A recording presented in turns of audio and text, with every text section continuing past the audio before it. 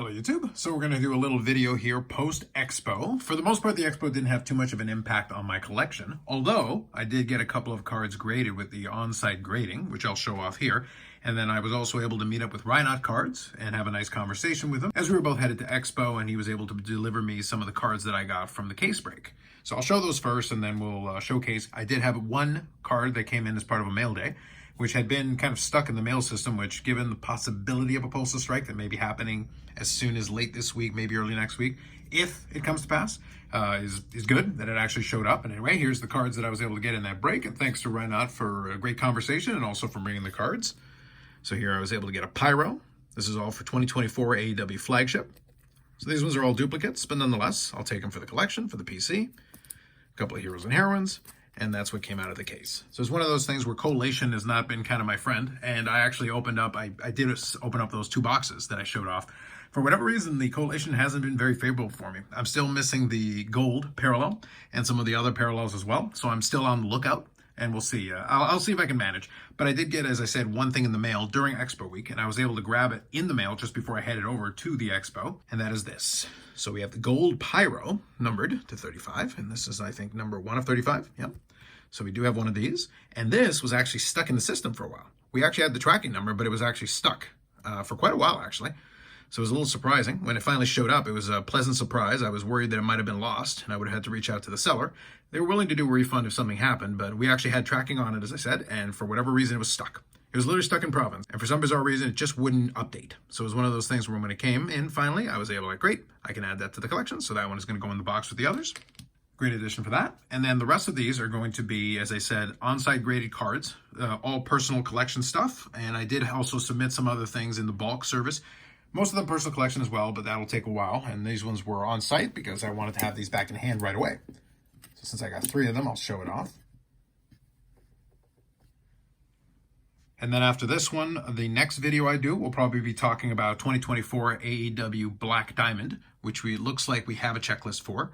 And I did get a chance to peruse it a little bit. Reinhard already made a video on it, giving some thoughts. And I agree with a lot of the thoughts he had, but I'll probably add a little bit of my own stuff to it as well, given my thoughts on Black Diamond, and throw out some potential ideas of where I think things are going to go, because, and that's one of the conversations we were able to have, is that I'm concerned that the price point is going to be really tough, especially given kind of where AEW sits right now.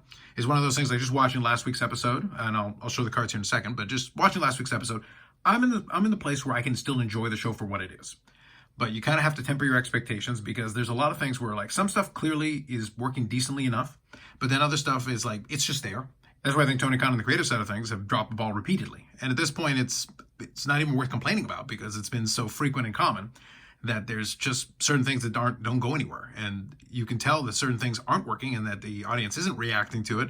And then you're still throwing it out there. At this point, it's just kind of willfully not listening, that, you know, this isn't working, and then you just keep trying to push it forward and just to see. And while I've kind of retired from doing videos relating to the creative side of things, or my opinion on the specific shows or anything like that, the reason I'm bringing it up is because then anything like that affects the enthusiasm of the fan base also affects the cards. So it's kind of interesting that, you know, the two are kind of coincide. And then we're talking about the highest end AEW product that has ever been released. So this is more expensive than Spectrum, but Spectrum, as I've said previously on the channel, is by far and away from me the worst of the AEW products that's ever been released, and then the price point just magnifies that problem.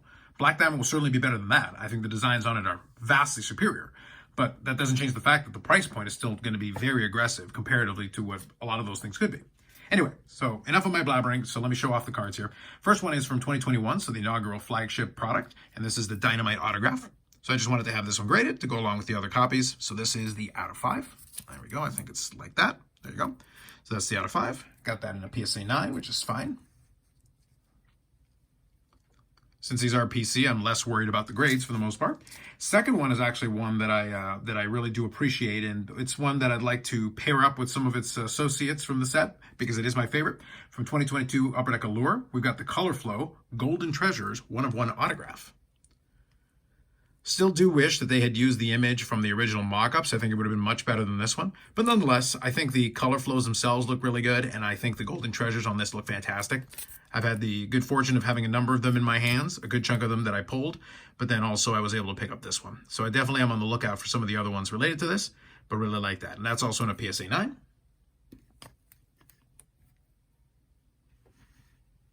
There we go. And then the last one should be pretty obvious if you watched the channel previously. So we'll do one more 1 of 1 just to finish things off. And again, you can see, given that we're talking an out of 5 and a 1 of 1, and then this next one here, which is also a 1 of 1, that's the reason why I wanted to have it on-site graded, so that I can have it back in short order and back in my hands without worrying about the postage. So the last one here is 2022 Metal Universe, gold precious metal gems. So we got my gold precious metal gems here. And then probably, even though mail is going to be a little bit slow for a bit, I do have a ComC order that I have requested, which is going to bring some new cards, which will be really fun. And then also, I have some really nice cards and ship my cards currently that probably in the next, maybe by the weekend, I'll actually request it. So maybe next week or the week after.